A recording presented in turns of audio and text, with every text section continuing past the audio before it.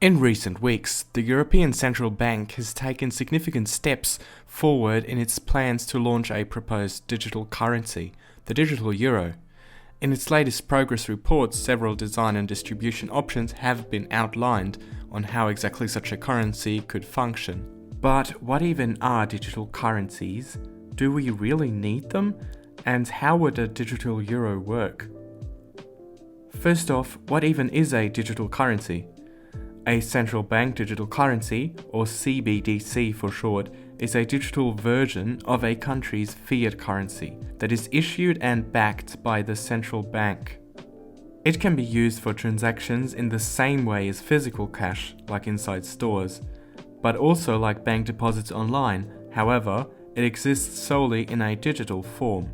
But even as an exclusively digital currency, it could still be used offline on phones.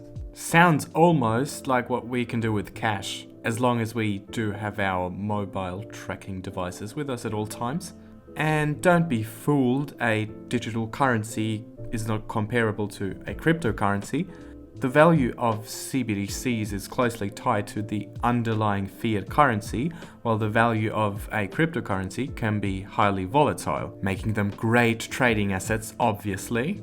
And although stablecoins, which are cryptocurrencies, do a similar thing, CBDCs are different in that they are issued and backed by the central bank, meaning there is a guarantee that the digital currency wouldn't lose its value, compared to its physical counterpart, that is. Anyway, so in conclusion, the digital euro would be a safe, convenient, fast, modern payment method. What is there not to like? Wouldn't it be great for every government to introduce a digital currency? By the way, most countries are already working on it. Well, as so often, it's complicated. As mentioned already, digital currencies are regulated and backed by the central bank, and while that could theoretically prevent tax evasion and money laundering to a certain degree, it also means that CBDCs are subject to government regulations and oversight. And that's pretty much where the problems start to arise. What happens inside your bank account is normally none of the state's business, but the digital euro would not be managed by your typical private bank, but rather by the European Central Bank directly, the ECB, which means that they could theoretically track and monitor all of your spending behavior. And the ECB knows from their own research that privacy will be very important to the citizens using its digital currency. But it's hard to make sure this is really taken into account, as a digital currency would neither be fully anonymous nor fully transparent. One thing to consider though is that your bank can already see your transactions, and some companies already do track your spending habits. Only that in the case of a digital euro, it wouldn't be your bank but the ECB directly who would be given access to your data.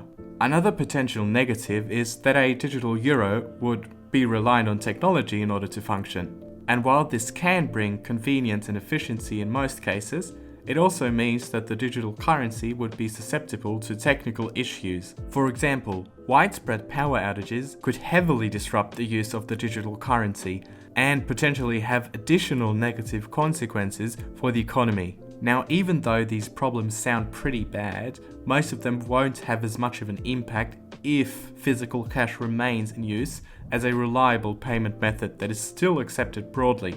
And the EU says it plans to keep it that way. Still, many people are concerned that as more and more transactions are made digitally, physical cash would eventually become obsolete and lose its status as a universally accepted payment method. In response to these concerns, there have been calls for lawmakers in certain European countries to guarantee the continued acceptance of physical cash as a payment method indefinitely, with some even going so far as to petition their national government on the matter. Are those worries a bit of an overreaction? Maybe. On one hand, the sometimes quite controlling government of China, who have already introduced their own CBDC, the digital yuan, have stated that rejecting physical cash is illegal in the country, showing that even China doesn't want it to replace their cash payments yet. On the other hand, the European Commission and some EU countries are already restricting the use of cash for payments and transactions. The European Commission has agreed to a €10,000 cash limit throughout the Union, and other countries like Italy already have a lower nationwide limit, both with the aim to reduce money laundering. And while the efficacy of CBDCs against tax evasion and money laundering is questionable, there still is one pretty definite advantage: counterfeiting. National banks issuing notes are always playing catch-up with counterfeiters, but faking digital money, if the technology is implemented well, is virtually impossible. So, after all you've heard now, what's the real reason the EU wants a digital euro so badly? And is it really a pro for consumers in Europe? Or is it just one dystopian step into the next direction of total government control? Well, it's complicated. Europe knows it needs to remain relevant on the global playing field, and that includes the digital landscape. A digital euro would still need years to become official, and China already has an advantage.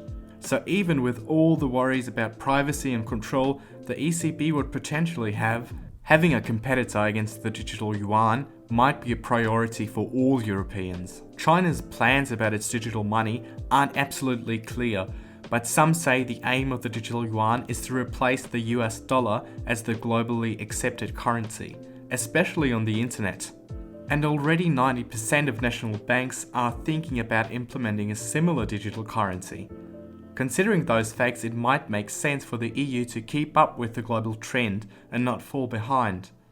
But be it good or bad, there is one critical factor that is still the most important for how this will impact European and global citizens: cash acceptance in the future.